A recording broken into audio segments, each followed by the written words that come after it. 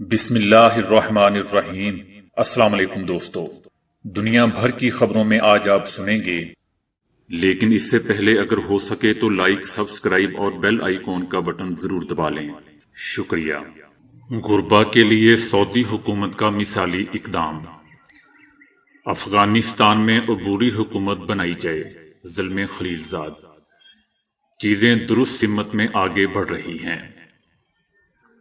بھارتی کسان budget session کے دوران پارلیمنٹ پہنچیں گے۔ آن لائن کلاسز کے دوران ٹیچر نے طالبہ کو چور سے بچا لیا۔ شاہی خاندان سے متعلق حقیقت اور تصور میں بہت فرق ہے۔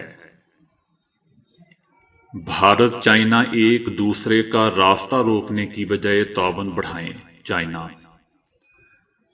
پاکستان میں سمارٹ فون بنانے کا 3 کمپنیوں کا پلانٹس لگانے کا اعلان۔ دلہا کی شکل دیکھتے ہی دلہن رفو چکر ہو گئی۔ لاچار باپ اپنے بیٹے کی باڈی اٹھا کر کئی کلومیٹر پیدل چلتا رہا۔ تو آئیے چلتے ہیں اب خبروں کی تفصیل کی جانب۔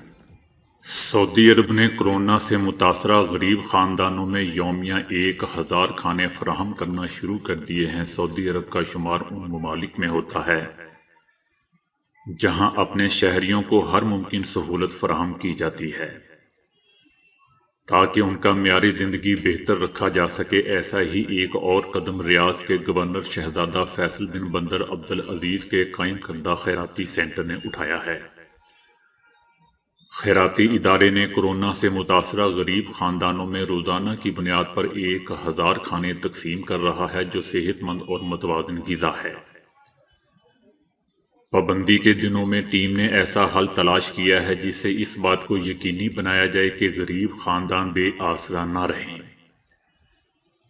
500 کھانے دوپہر اور 500 کھانے رات کو آدھے گھنٹے کے اندر ایسے خاندانوں میں پہنچا دیا جاتا ہے۔ خیرات پروگراموں کو جاری رکھنے کے لیے ریسٹورانوں نے کافی ساتھ دیا ہے، جس کے نتیجے میں ریاض کے 13 محلوں میں 12 سے 28 فروری کے دوران تقریباً 4500 خاندانوں میں 27000 سے زائد کھانے تقسیم کیے جا چکے ہیں۔ امریکی نمائندہ خصوصی زلمے خلیل زاد نے افغانستان میں قومی عبوری حکومت کی تشکیل کی تجویز دے دی ہے۔ زلمے خلیل زاد نے فریقین کو راضی کرنے کی کوششیں شروع کر دی ہیں۔ افغان طالبان نے عبوری سیٹ اپ میں شمولیت سے انکار کر دیا ہے اور کہا ہے کہ نگراں حکومت کی مخالفت نہیں کریں گے۔ دوسری طرف افغان صدر اشرف غنی کسی غیر آئینی طریقے کو مسترد کر چکے ہیں، تاہم عالمی برادری کے زیر انتظام الیکشن پر گفتگو کے لیے آمادہ ہیں۔ ایران نے امریکہ اور یورپی ممالک پر دباؤ ڈالنے کی غرض سے گزشتہ ہفتے IAEA کے معائنہ کاروں کو اپنے جوہری تنصیبات کے معائنے سے روک دیا تھا۔ تاہم سفارتی ذرائع کا کہنا ہے کہ ایران نے غیر رسمی بات چیت شروع کرنے سے متعلق حوصلہ افزا اشارے دیے ہیں۔ ان ذرائع کا کہنا تھا کہ چیزیں درست سمت میں آگے بڑھ رہی ہیں اور ہمیں گزشتہ چند روز کے دوران میں مثبت اشارے ملے ہیں۔ امریکہ یہ کہہ چکا ہے کہ وہ ایران کے ساتھ کسی قسم کی پیشگی شرط کے بغیر سمجھوتے سے متعلق مذاکرات کو تیار ہے۔ زرعی قوانین کے خلاف ڈٹے کسانوں نے مودی حکومت کو ہلا کر رکھ دیا ہے۔ مظاہرین نے بجٹ سیشن کے دوران پارلیمنٹ کے گھیراؤ کی بھی تیاریاں کر لی ہیں۔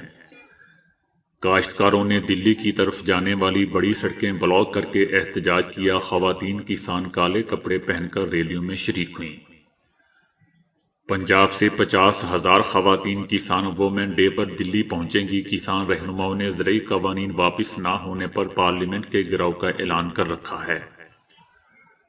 بھارتی پارلیمنٹ کا دوسرا بجٹ سیشن شروع ہو رہا ہے۔ کانگریس ہریانہ ریاست میں BJP حکومت کے خلاف 10 مارچ کو تحریک عدم اعتماد بھی لا رہی ہے۔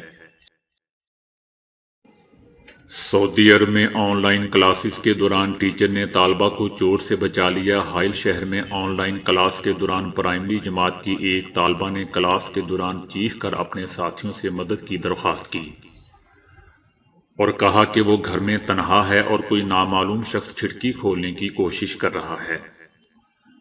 طالبہ کی جانب سے یہ سنتے ہی پلیٹ فارم پر موجود کلاس ٹیچر نے طالبہ کو مخاطب کرتے ہوئے ہمت سے کام لینے کا کہا اور اسے ہدایت کی کہ فوری طور پر کمپیوٹر کے کیمرے کو کھڑکی کی سمت کر دے۔ طالبہ نے معلمہ کی ہدایت پر عمل کرتے ہوئے ایسا ہی کیا، جہاں ایک شخص کھڑکی کے ذریعے کمرے میں گھسنے کی کوشش کر رہا تھا۔ ٹیچر نے ٹیلی فون پر طالبہ کے پڑوسیوں سے رابطہ کیا اور انہیں واقعہ کے بارے میں بتایا، ساتھ ہی طالبہ کو کمپیوٹر کا اسپیکر کھولنے اور چور کی تصویر لینے کی کوشش کرنے کا بھی کہا تاکہ اس کی شناخت کی جا سکے۔ ٹیچر ساتھ ہی طالبہ کو حوصلہ بھی دیتی رہی۔ اسی دوران طالبہ کے پڑوسی وہاں پہنچ گئے، جبکہ چور اس سے قبل ہی وہاں سے فرار ہو چکا تھا۔ اس حوالے سے ریجنل پولیس ترجمان کا کہنا تھا کہ واقعہ کے بارے میں تحقیقات کی جا رہی ہیں، ملزم کو تلاش کیا جا رہا ہے۔ شہزادہ ہیری کی بیوی میگن کا کہنا ہے کہ جب وہ شاہی خاندان کا حصہ تھی تو اپنے آپ کو مارنے کے بارے میں بھی سوچا کرتی تھی۔ انہوں نے امریکی ٹی وی کو دیے گئے ایک انٹرویو میں شاہی خاندان کے ساتھ تلخ تجربات سے متعلق کافی باتیں کی۔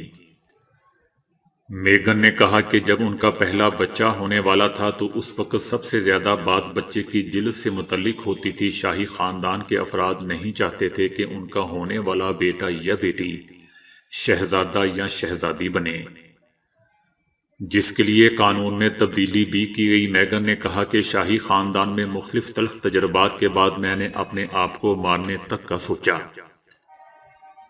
کیونکہ میں خود کو بہت اکیلا محسوس کر رہی تھی۔ میں شرمندہ تھی کہ ہیری کو کتنا نقصان ہوا ہے۔ مجھے لگتا تھا کہ میرے مرنے سے بہت سے لوگوں کے لیے بہت کچھ حل ہو جائے گا۔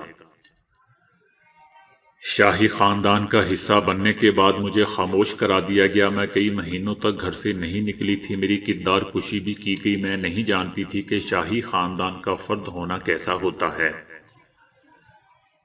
میگن نے کہا کہ شاہی خاندان سے متعلق حقیقت اور تصور میں بہت فرق ہے۔ شاہی خاندان نے مشکل وقت میں ذہنی سکون کے لیے میری مدد نہیں کی،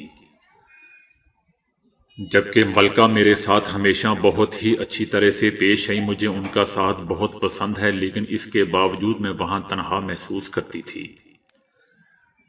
انٹرویو میں شہزادہ ہیری کا بھی کہنا تھا کہ ہم نے شاہی خاندان میں رہنے کی ہر ممکن کوشش کی۔ اپنے والد شہزادہ چارلس کی جانب سے حمایت بھی نہیں ملی۔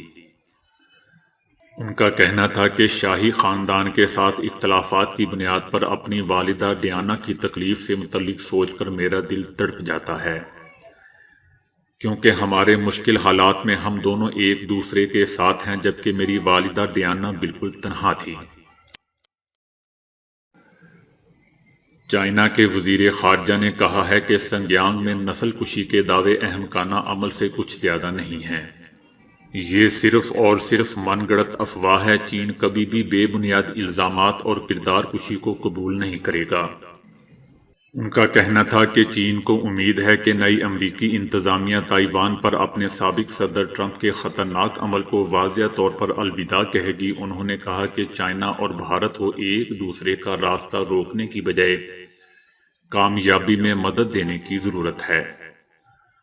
وہ ایک دوسرے پر شکوک و شبہات قائم کرنے کی بجائے تعاون کو مضبوط بنائیں۔ چائنا دوسرے ممالک اور حصہ داروں کے ساتھ مل کر بیلٹ اینڈ روڈ کو مشترکہ ترقی اور خوشحالی کے ایک وسیع راستے کے طور پر تعمیر کرنے کا ارادہ رکھتا ہے۔ اقوام متحدہ بڑے یا امیر ملکوں کے لیے کوئی قلب نہیں رکھتا۔ انہوں نے کہا کہ تمام ممالک کی مساوی خود مختاری ہے اور کوئی بھی ملک بین الاقوامی امور میں حکم چلانے کی پوزیشن میں نہیں ہے۔ وفاقی حکومت کی موبائل فون سے متعلق نئی پالیسی سے فائدہ اٹھاتے ہوئے 3 نئی کمپنیوں نے پاکستان بھر میں سمارٹ فونز بنانے کی فیکٹریاں قائم کرنے کا اعلان کر دیا ہے۔ پاکستان ٹیلی کمیونیکیشن اتھارٹی کے مطابق ملک میں 3 نئی کمپنیاں سمارٹ فون مینوفیکچرنگ پلانٹ لگائیں گی۔ ان میں سے ایک چینی کمپنی ہے جو فیصل آباد، لاہور اور کراچی میں موبائل فون بنانے کا پلانٹ قائم کرنا چاہتی ہے، جس سے روزگار کے مواقع پیدا ہوں گے اور موبائل ٹیکنالوجی کو فروغ ملے گا۔ پاکستان میں موبائل ڈیوائسز کی مقامی سطح پر تیاری کے 33 سے زائد پلانٹس قائم ہوئے ہیں۔ اس نظام کے نفاذ کے بعد ان پلانٹس کے ذریعے 2.50 کروڑ سے زیادہ موبائل ڈیوائسز تیار کی جائیں گی۔ جن میں 4G اسمارٹ فون بھی شامل ہیں۔ ادارہ شماریات کا کہنا ہے کہ پاکستان ہر سال اربوں ڈالرز خرچ کر کے مہنگے اسمارٹ فون باہر سے منگواتا ہے۔ تاہم اب یہ صورتحال تبدیل ہو جائے گی۔ جولائی 2020 سے جنوری 2021 تک موبائل فون کی درآمدات پر 1 ارب 13 کروڑ 50 لاکھ ڈالر کا زر مبادلہ خرچ ہوا۔ یہ شرح گزشتہ مالی سال کے مقابلے میں 49.32% زیادہ تھی۔ گویا کہ پاکستان کا بڑا سرمایہ موبائل فون کی درآمد میں جا رہا ہے۔ پاکستان میں اس وقت 16 کروڑ 50 لاکھ موبائل کنکشن ہیں۔ گزشتہ جنوری سے اس برس جنوری تک 96 لاکھ نئے کنکشن حاصل کیے گئے اور اس وقت پاکستان میں 75% آبادی کے پاس موبائل فونز ہیں۔ بھارتی ریاست بہار میں ایک شادی کے دوران اس وقت پریشان کن صورتحال پیدا ہوگی جب دلہن نے دولہا کی شکل دیکھی تو اس سے شادی کرنے کی بجائے مندر سے راہ فرار اختیار کر لیا۔ بھارتی میڈیا کے مطابق لڑکی نے دلہے کو اصل زندگی میں نہیں دیکھا تھا بلکہ شادی سے پہلے اسے دلہا کی تصویر واٹس ایپ پر بھیجی گئی تھی۔ لڑکی جب شادی کے لیے مندر میں آئی تو دلہا کی اصل شکل دیکھ کر حیران اور پریشان رہ گئی۔ لڑکی کو اس کی شکل پسند نہیں آئی اور اپنی بڑی بہن دیوانتی دیوی کے ساتھ فرار ہو گئی۔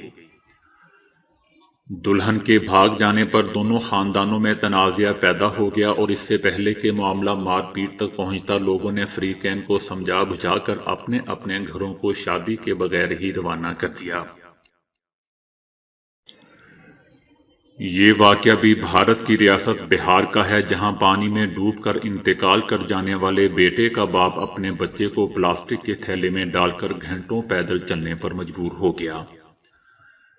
ہاسپٹل نے ایمبولنس دی، نہ ہی پولیس نے مدد دینے کی حامی بھری، جس کے بعد لاچار باپ کئی کلومیٹر تک پلاسٹک بیگ میں اپنے لگتے جگر کو ڈال کر پیدل چلتا رہا۔ بھارتی میڈیا کے مطابق غریب شخص لیرو یادیو کا معصوم بیٹا قریبی ندی میں ڈوب گیا جسے باپ نے اپنی مدد آپ کے تحت پانی سے نکال کر ہاسپٹل پہنچایا، جہاں ڈاکٹروں نے اس کی موت کی تصدیق یہ کہہ کر دی کہ لانے میں کافی تاخیر ہو چکی ہے۔ کمسن بچے کو لے کر جب باپ باہر نکلا اور ہاسپٹل کے عملے سے ایمبولنس مانگی تو انہوں نے نہ جانے کس وجہ سے سہولت فراہم کرنے سے انکار کر دیا، جس کے بعد اس نے وہاں موجود پولیس اہلکاروں سے مدد مانگی تو انہوں نے کچھ بہانہ کر کے موبائل دینے سے انکار کر دیا۔ کسی بھی طرف سے مدد نہ ملنے کے بعد مجبور باپ اپنے کمسن بچے کو پلاسٹک کے تھیلے میں ڈال کر پیدل ہی گھر کی جانب چل دیا اور 3 کلومیٹر تک چلتا رہا۔ جب وہ اپنے گھر اس حالت میں پیدل چلتا ہوا پہنچا تو ہر آنکھ اشک بار ہو گئی اور لوگوں میں شدید غم و غصہ پھیل گیا۔ یہ افسوسناک انسانیت سوز واقعہ جب مقامی ذرائع ابلاغ میں رپورٹ ہوا تو بھارت کے میڈیا نے اس پر سخت غصے کا اظہار کیا اور سوشل میڈیا پر اس حوالے سے ویڈیو وائرل ہونے کے بعد پولیس حکام نے نوٹس لے لیا اور جہاں پولیس نے ایک موبائل وین لے جانے سے انکار کیا وہاں بعد میں اعلیٰ حکام کی گاڑیوں کی گاؤں میں قطاریں لگ گئیں۔ ریاست بہار کے علاقے کٹیہار کے ایس ڈی پی کا اس حوالے سے کہنا تھا کہ تحقیقات کر رہے ہیں کہ ایک مجبور باپ کو بیٹی کی میت لے جانے کے لیے ایمبولنس اور موبائل کیوں فراہم نہیں کی گئی۔ تو دوستو آج کے لیے اتنا ہی۔ ویڈیو کو لائک اور شیئر کرنے کا بہت بہت شکریہ۔